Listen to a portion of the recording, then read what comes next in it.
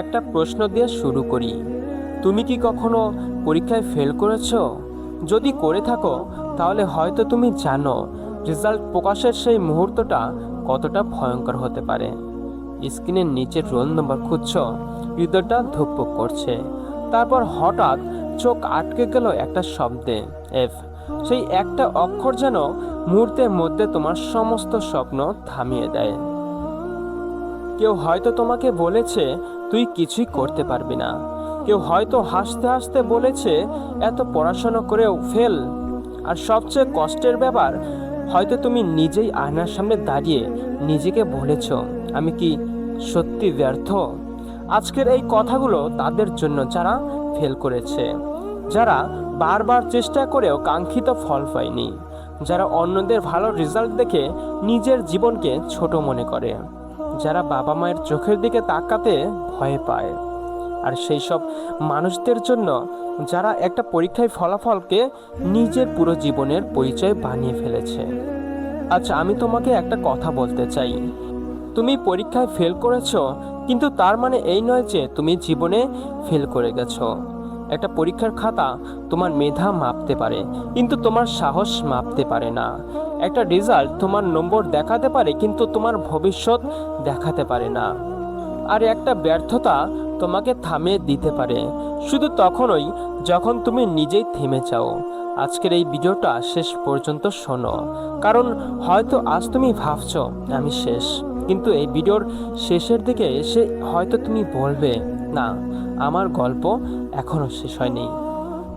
পরীক্ষায় ফেল করার সবচেয়ে বড় কারণ সব সময় মেধার অভাব নয়। অনেক সময় মানুষ ফেল করে কারণ সে সঠিকভাবে প্রস্তুতি নেয় না। অনেকে ভাবে আগামীকাল থেকে পড়ব, তারপর আগামীকাল আসে কিন্তু পড়া শুরু হয় না। আবার ভাবে আরেকটু পরে পড়ব, সেই আরেকটু পরে করতে করতে রাত হয়ে যায়। তারপর বলে আজকে থাক, কাল থেকে সিরিয়াস হব। এভাবে চলে যায় একদিন, 2 দিন, 1 সপ্তাহ, 1 মাস। আর পরীক্ষার আগের রাতে হঠাৎ মনে হয়, হায় আল্লাহ, এত কিছু পড়তে হবে। তখন মানুষ বই খুলে বসে, কিন্তু বইয়ের পৃষ্ঠা অনেক, সময় কম, মাথার চাপ বেশি, ভয় বেশি, আর আত্মবিশ্বাস প্রায় শূন্য। তখন পড়া আর শেখা হয় না, শুধু পৃষ্ঠা উল্টানো হয়। আর পরীক্ষার হলে গিয়ে বোঝা যায় শুধু বইয়ের সামনে বসে থাকলেই পড়াশোনা হয় না। পড়াশোনা করতে হয় মন দিয়ে, বুঝে, নিয়মিত, ধৈর্য ধরে। অনেক ছাত্র বলে আমি তো অনেক পড়েছি, কিন্তু প্রশ্ন হলো, তুমি কি সত্যি পড়েছো, নাকি শুধু বই খুলে বসেছিলে? তুমি কি বিষয়টা বুঝেছো, নাকি শুধু মুখস্থ করেছিলে? তুমি কি নিজেকে পরীক্ষা করেছিলে, নাকি শুধু মনে মনে ভেবেছিলে আমি পারবো? একটা বিষয় পড়া আর একটা বিষয় আয়ত্ত করা একটা জিনিস নয়। তুমি যদি একটা অধ্যায় 10 বার পড়ো কিন্তু নিজের কাছে প্রশ্ন না করো, তাহলে হয়তো পরীক্ষার হলে গিয়ে উত্তর মনে পড়বে না। এই পড়াশোনার একটা গুরুত্বপূর্ণ নিয়ম মনে রাখবে, শুধু পড়বে না, নিজেকে পরীক্ষা করবে। বই বন্ধ করবে, তারপর নিজেকে প্রশ্ন করবে, আমি কি শিখলাম? আমি কি নিজের ভাষায় এটা বলতে পারি? আমি কি প্রশ্নের উত্তর লিখতে পারি? যেদিন বই বন্ধ করার পরেও তুমি উত্তর দিতে পারবে, সেদিন বুঝবে তুমি সত্যি শিখেছ।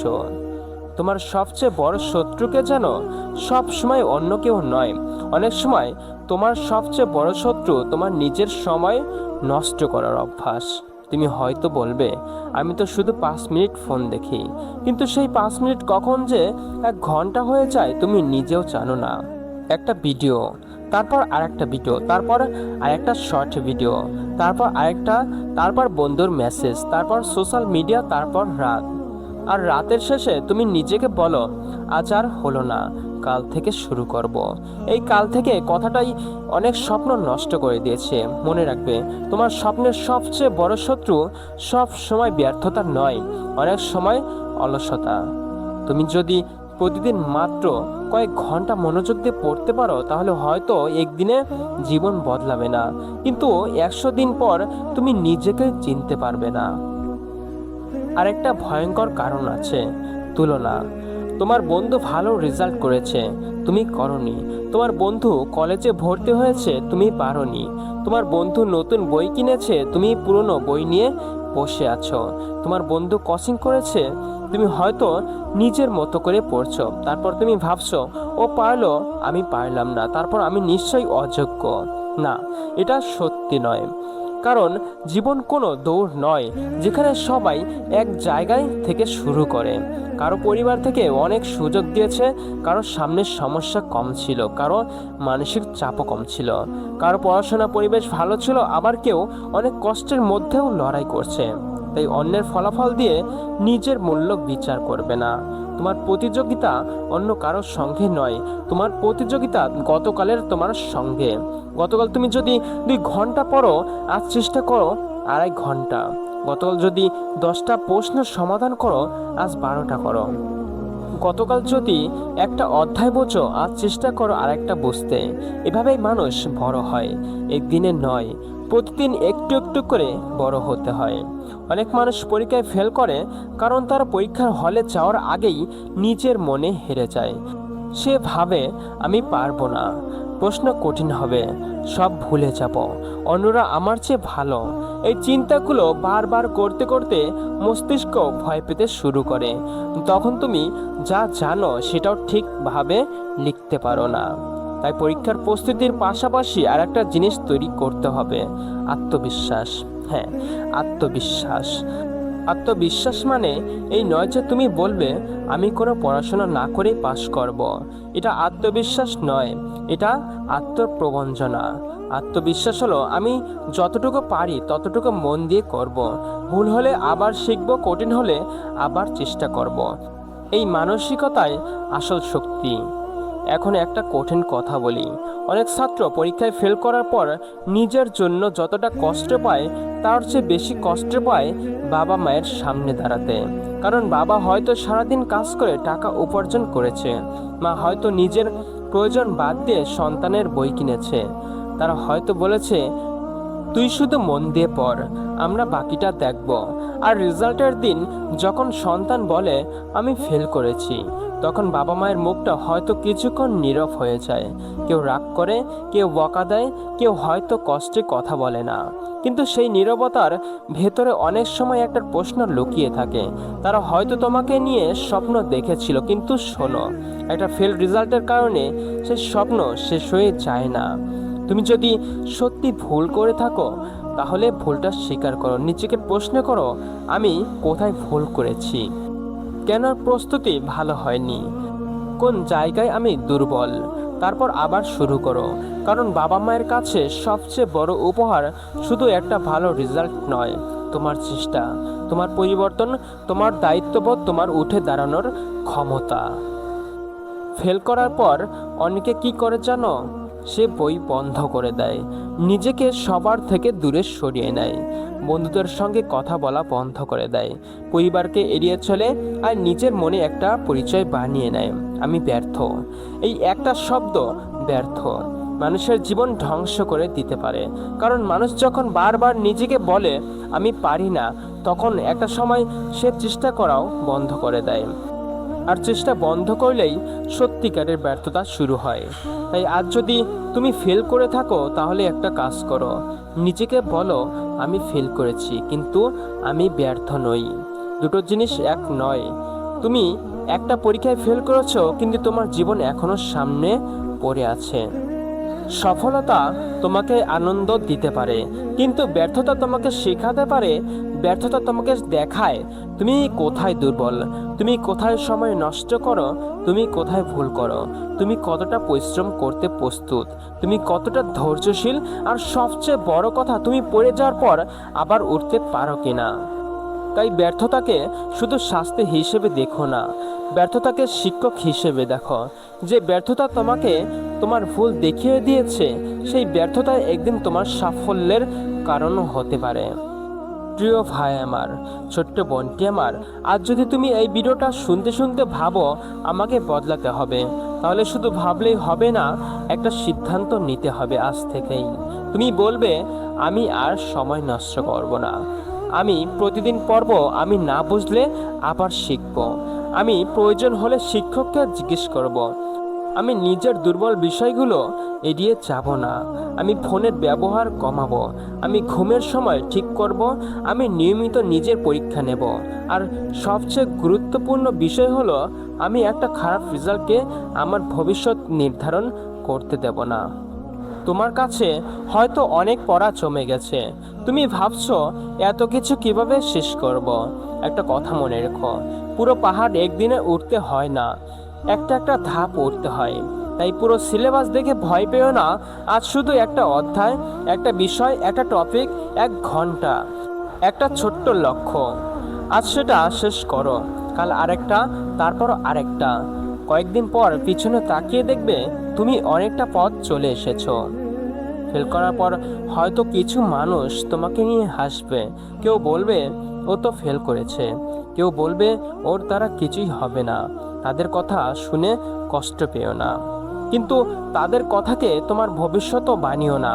কারণ আজ যারা তোমাকে নিয়ে হাসছে তারা তোমার ভবিষ্যৎ জানে না। তারা জানে না তুমি আগামী 1 বছরে কতটা বদলাবে। তারা জানে না তুমি কত রাত জেগে চেষ্টা করবে। তারা জানে না তুমি কতবার পড়ে গিয়েও উঠে দাঁড়াবে। তাই তাদের কথার উত্তর এখনো দিতে চেও না। চুপ থাকো, কাজ করো, নিজেকে তৈরি করো। একদিন তোমার ফলাফলই তোমার হয়ে কথা বলবে। তোমার হয়তো মনে হচ্ছে সবাই তোমার থেকে এগিয়ে যাচ্ছে। কেউ পাশ করেছে, কেউ ভালো কলেজে গেছে, কেউ চাকরি পেয়েছে, কেউ জীবনে এগিয়ে গেছে, আর তুমি এখনো একই জায়গায় দাঁড়িয়ে আছো। কিন্তু জীবন সবার জন্য একই গতিতে চলে না। কেউ আগে শুরু করে, কেউ পরে, কেউ দ্রুত এগোয়, কেউ ধীরে। কিন্তু শেষ পর্যন্ত কে কোথায় পৌঁছাবে তা শুধু শুরু দেখে বোঝা যায় না। তাই দেরি হচ্ছে বলে হতাশ হও না। তোমারও সময় আসবে, কিন্তু তার জন্য তোমাকে প্রস্তুত থাকতে হবে।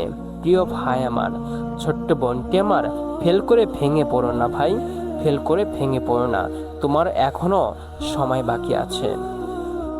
মানুষ নিজের শক্তি সবচেয়ে বেশি বুঝতে পারে তখন যখন তার সামনে কোনো পথ থাকে না, যখন সবাই চলে যায়, যখন ব্যর্থতা আসে, যখন কান্না আসে, যখন মনে হয় আমি আর পারছি না। সেই মুহূর্তেই তোমার আসল শক্তি বের হয়ে আসে। তুমি হয়তো এখন ভাবছো আমি পারবো না, কিন্তু তোমার ভেতরে এমন শক্তি আছে যেটা তুমি এখনো ব্যবহার করনি। তোমার আরও চেষ্টা বাকি, আরও পরিশ্রম বাকি, আরও রাত জাগা বাকি, আরও শেখা বাকি, আরও ভুল করা বাকি, আরও উঠে দাঁড়ানো বাকি। তাই একটা পরীক্ষার ফলাফল দেখে নিজে পুরো জীবনকে বিচার করো না। একদিন হয়তো তুমি সফল হবে, একদিন হয়তো মানুষ তোমাকে সম্মান করবে, একদিন হয়তো তুমি নিজের পায়ে দাঁড়াবে। আর তখন কেউ যদি তোমাকে জিজ্ঞেস করে তুমি এত দূর কিভাবে এলে, তুমি হয়তো হাসবে আর বলবে কারণ আমি একদিন ফেল করেছিলাম, কিন্তু সেদিন আমি হাল ছাড়িনি। মনে রেখো, আজকের কান্না একদিন তোমার গল্প হতে পারে, আজকের অপমান একদিন তোমার শক্তি হতে পারে, আজকের ব্যর্থতা একদিন তোমার সবচেয়ে বড় শিক্ষা হতে পারে। শুধু একটা শর্ত, তোমাকে থামা যাবে না। হ্যাঁ, তোমাকে কখনোই থামা যাবে না। তুমি যদি আজ পরীক্ষায় ফেল করে থাকো, আমি তোমাকে একটা কথাই বলতে চাই, নিজেকে শেষ করে দিও না, নিজের স্বপ্নকে শেষ করে দিও না, নিজের উপর বিশ্বাস হারিয়ে ফেলো না। কারণ একটা রেজাল্ট তোমার পুরো জীবন নয়। হ্যাঁ, একটা রেজাল্ট তোমার পুরো জীবন নয়। তুমি হয়তো আজ হেরেছো, কিন্তু যুদ্ধ শেষ হয়নি। তুমি হয়তো আজ পড়ে গেছো, কিন্তু উঠে দাঁড়ানোর সুযোগ এখনো আছে। তুমি হয়তো আজ সবার চোখে ব্যর্থ, কিন্তু কাল তুমি নিজের চোখে সফল হতে পারো। শুধু তোমাকে আবার শুরু করতে হবে। আজ রাতেই একটা খাতা বের করো, একটা কলম নাও আর লিখে ফেলো আমি কোথায় ভুল করেছি। তাই নিচে লেখো আমি কিভাবে ঠিক করব। তারপর লিখো আগামীকাল আমি কি করব। তারপর সেই কাজটা করো। কথা কম, কাজ বেশি, অজুহাত কম, চেষ্টা বেশি, ভয় কম, আত্মবিশ্বাস বেশি। আর মনে রাখবে, তুমি পরীক্ষায় ফেল করতে পারো, কিন্তু জীবনে ফেল করার সিদ্ধান্ত তোমার হাতে। তাই উঠে দাঁড়াও, বইটা আবার খোলো। যে অধ্যায়টা তোমাকে ভয় দেখায় সেটাই আবার পড়ো। যে প্রশ্নটা পারোনি সেটাই আবার সমাধান করো। যেখানে ভুল করেছিলে সেখানে আবার ফিরে যাও, কারণ তোমার সামনে এখনো অনেক রাস্তা বাকি। আর হয়তো তোমার জীবনের সবচেয়ে সুন্দর অধ্যায়টা এখনো শুরুই হয়নি। আজকের ব্যর্থতা যদি তোমাকে ভেঙে দেয় তাহলে তুমি হেরে যাবে, কিন্তু যদি আজকের ব্যর্থতা তোমাকে আরও শক্ত করে তাহলে একদিন এই ব্যর্থতার দিনটার জন্যই তুমি নিজেকে ধন্যবাদ দেবে। এই আজ থেকে একটা কথা মনে রেখো, আমি ফেল করেছি কিন্তু আমি থামিনি, আমি হেরেছি কিন্তু আমি শেষ হয়ে যাইনি, আমি পড়ে গেছি কিন্তু আমি আবার উঠব। আর সেই দিন, যেদিন তুমি নিজের স্বপ্ন পূরণ করবে, সেদিন হয়তো পৃথিবীর কেউ মনে রাখবে না তোমার প্রথম পরীক্ষার রেজাল্টটা কী ছিল, কিন্তু তুমি নিজে মনে রাখবে একদিন আমি হেরে গিয়েছিলাম, তবুও আমি আবার শুরু করেছিলাম। এটাই তোমার আসল জয়, এটাই তোমার আসল গল্প। আর মনে রেখো, তোমার গল্প এখনো শেষ হয়ে যায়নি। প্রিয় ভাই আমার, ছোট্ট বোনটি আমার, আমার এই ভিডিও থেকে তুমি কি শিখতে পেরেছো তা অবশ্যই আমার কমেন্ট বক্সে জানিয়ে দাও।